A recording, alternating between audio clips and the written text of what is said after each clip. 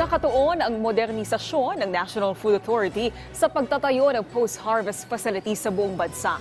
Kasama dito ang warehouses, dryers, milling facilities at silos matapos maaprubahan ang 10 billion pesos sa budget ng NFA. Ayon kay NFA OIC Larry Lacson, kinakailangan ay may kapasidad ang ahensya na makapag-imbak o magproseso ng 495,000 metric tons ng bigas.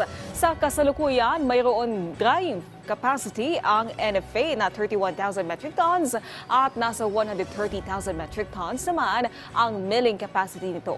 Aniya itatayo ang mga ito sa iba't ibang bahagi ng bansa, partikular sa mga lugar na malalaki ang produksyon tulad ng Dingras, Ilocos Norte, Concepcion, Tarlac at Maramag, Bukidnon.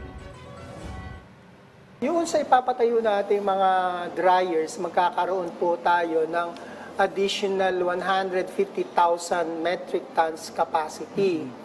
Doon naman po sa rice milling capacity, madadagdagan po tayo ng 120,000 metric tons capacity. So yun po yung karagdagan sa mga existing nating facilities.